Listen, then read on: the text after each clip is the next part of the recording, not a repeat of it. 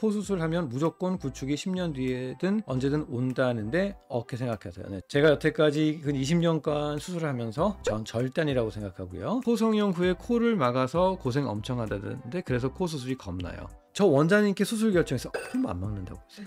아니 수술 결과를 보고 너무 좋아해서 얘기를 해야 기분이 코만 막는다고.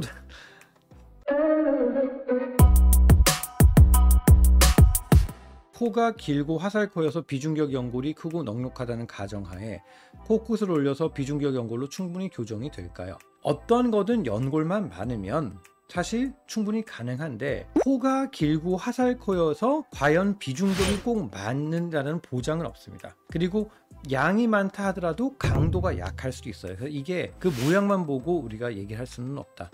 말연골이 대중화되지 않은 이유는 뭘까요? 2년 정도의 데이터는 나와 있고 그래서 1년 정도 사용을 했는데 그런 것 같아요. 뭔가 연골이라는 특성을 이해하면 사실 거부감이 있을 이유는 전혀 없는데 말이라는 것을 사용한다는 거에 대한 거부감. 사실 기증늑도 예전에는 거부감이 굉장히 많았고 하는 병원이 그렇게 많지 않았거든요. 근데 효과가 너무 좋으니까 특수한 경우에는 그러니까 많은 병원들이 하죠. 말연골도 차후에는 그렇게 될 걸로 저도 생각이 됩니다만 여태까지 1년 동안 해보니까 말연골하고 기증늑은 분명한 차이가 있어요. 근데 이거는 제 노하우이기 때문에 제가 공개를 할 수는 없습니다. 여기서는 친해지면 알려드릴게요.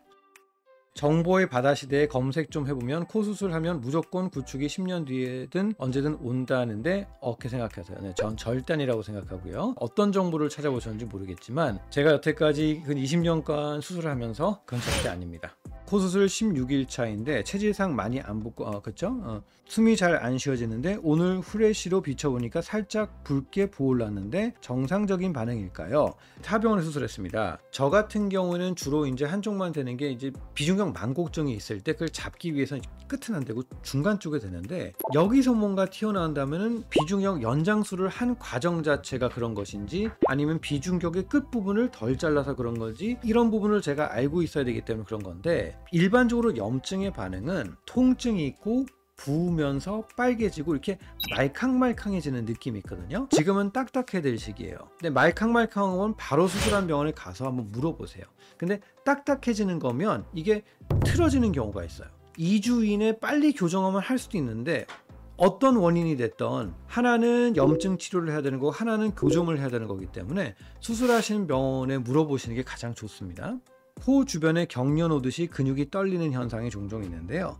이거는 연부 조직 리모델링 하면서 생기는 현상인가요? 갑자기 파르르 떨리고 통증은 없습니다. 네, 이건 굉장히 좀 디테일하고 좀 좋은 질문이긴 한데 그런 부분도 있을 수 있고요. 그 다음 우리가 이제 수술을 하게 되면 째고 열고 들어가잖아요. 그러면 부분적으로 신경들이 좀 끊깁니다. 코가 굉장히 작은 조직인 것 같지만 얇은 근육들이 다 있거든요. 그 근육에 들어가는 신경들이 끊기는데 그 신경들이 다시 재생돼 들어가면서 떨림 현상들이 있을 거로 저는 생각이 됩니다. 그래서 그렇게 걱정하실 만한 상황은 아닙니다. 코 성형 후에 코를 막아서 고생 엄청 하다던데 그래서 코 수술이 겁나요.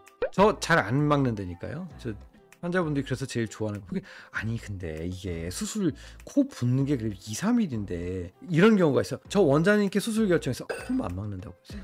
아니 수술 결과를 보고 너무 좋아해서 얘기를 해야 기분이 코만 막는다고. 근데 저도 비중격을 뗄 때도 가급적이면 솜을 안 써요. 왜냐? 실리콘 시트를 져서 꼬매버리면 생각보다 피가 안 차거든요. 환자들이 어떤 걸 신경 써하는지 저는 굉장히 잘 알아요. 얼마나 뭐가 불편하고 힘든지를 알기 때문에 그거를 조금만 신경 쓰면 사실 할 수 있는 방법이 많거든요. 솜은 그냥 박아버리면 끝나요. 근데 그게 박아버리는 건 2초고 이 꼬매는 거는 10초인데 그 8초가 아까워서 환자의 불편함을 환자는 2, 3일 동안 불편하잖아요. 얼굴 쪽에 찢어진 상처는 성형외과 가서 꼬매야 흉이 안 진다고 하던데 그런 것보다도 흉터만을 어떻게 하면 덜 남게 하느냐를 신경을 쓰는 사람인 거예요. 제가 이제 이 본과 3학년 4학년 때 처음 실습 들어왔던 게 외과인데 끝나고 나는데 이제 레지던트가 이제 꼬매잖아요. 삐뚤빼뚤. 저는 그때 처음 봐. 왜 저렇게 꼬매지? 예쁘게 할 수 있는데? 외과 의사들은 포커스가 병을 치료하는 거기 때문에 흉터를 덜 남게 하고 말고는 별로 중요하지 않은 분들이에요. 이왕이면 예쁘게 하면 좋잖아요. 그러니까 저는 태생이 그냥 성형외과 의사가 맞는 거죠. 뭐 그런 게 아닌가 싶습니다. 생각하는 게 다른 거죠.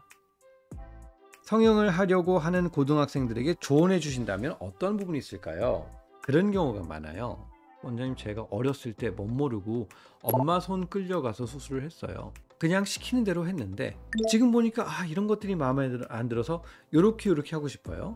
이게 뭔가 트렌드와 패션처럼 무슨 물건 사는 게 아니잖아요. 그러면 내 몸에 대한 것을 내가 책임을 져야 되는데, 가급적이면 상담할 때 설명을 잘해주고 이렇게 해라고 하는 병원은 절대 가지 말라는 얘기를 하고 싶고, 꼭 찾아보고 공부를 하고 재미있는 거라도 보세요, 영상을.